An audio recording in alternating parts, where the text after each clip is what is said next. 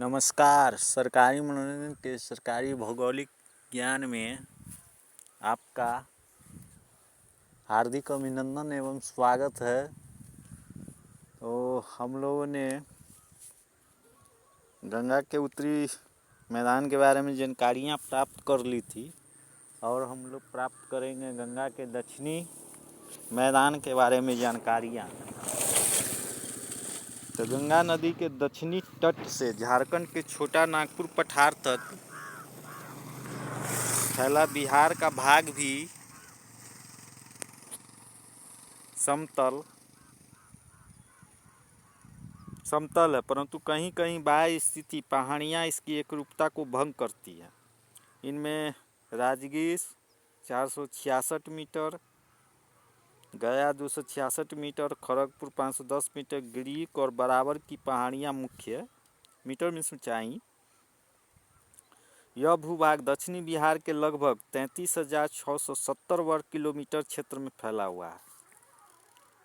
यह पश्चिमी और मध्य में अधिक चौड़ा तथा पूर्व में राजमहल की पहाड़ियों के निकट संकीर्ण हो गया है। इस भूभाग में अनेक छोटी छोटी पहाड़ियां हैं जो मैदानी भाग के कृषि क्षेत्र में बीच बीच में स्थित है। यह मैदान राज्य के 19.36% क्षेत्र पर विस्तृत है।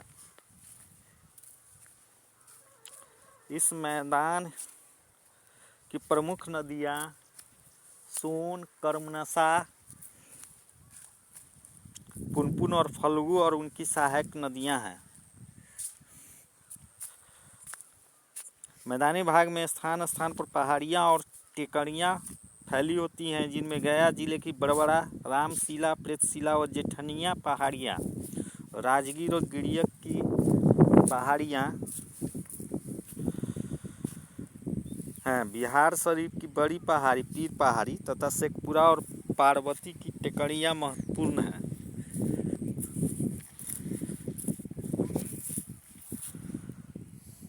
इस क्षेत्र की कई नदियां गंगा नदी में मिलकर नदी के समांतर दक्षिण से उत्तर की ओर बहती हैं, जिनकी राज्य की सिंचाई में महत्वपूर्ण योगदान है।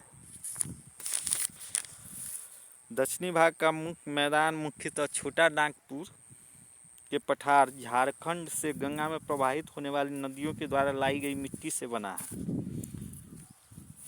दक्षिणी मैदान की औसत ढाल दक्षिण से उत्तर की ओर है।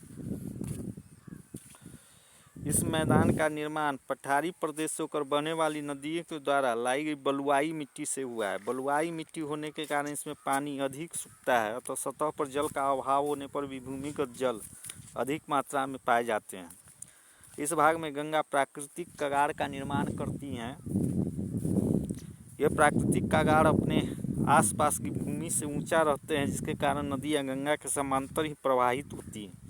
इससे पिनेट प्रवाह प्रणाली का निर्माण होता है।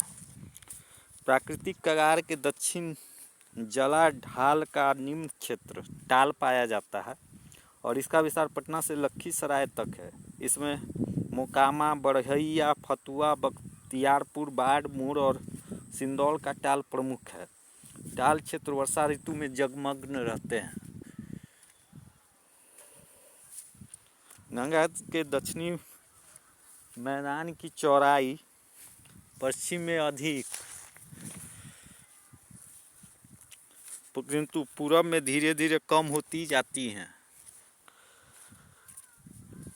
गंगा के दक्षिणी मैदान को मुख्यतः 3 भागों में बांटा जा सकता है: सोन गंगा, दोआब, मगध का मैदान और अंग का मैदान।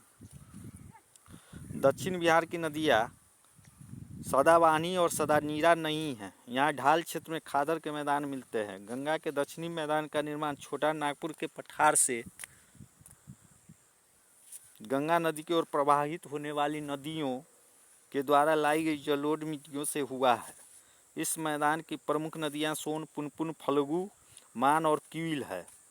गंगा नदी के दक्षिणी किनारे के समांतर फैली ऊंची तटबंध रेखा के कारण पुनपुन, फल्गु आदि नदियाँ सीधे गंगा में नहीं मिल पाती हैं।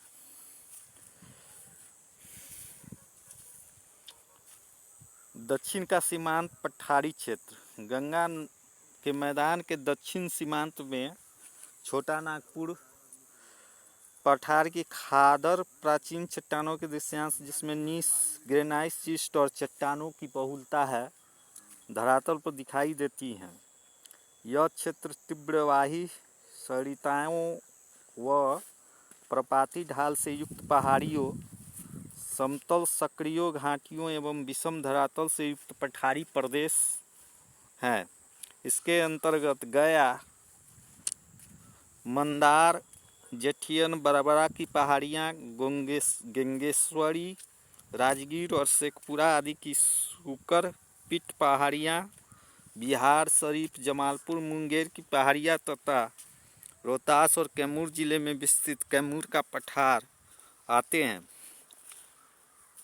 मैदान के दक्षिणी सीमांत में नवीनगर और मोराटाल में मुंगेर तक क्वार्टजाइट की चट्टानें सूकर पीठ के रूप में विकसित है। कुछ मिलाकर छोटा नागपुर और कैमूर के पठार का यह अपरदित भाग 150 से 300 मीटर तक ऊंचाई वाले धरातल का निर्माण करते हैं। सोन नदी कैमूर के पठार को छोटा नागपुर के पठार से अलग करती है। छोटा नागपुर पठार के उत्तरी सीमांत क्षेत्र में आर्कियन, ग्रेनाइट और नीस है, जबकि कैमूर के पठार में बलुआ पत्थर मिलता है।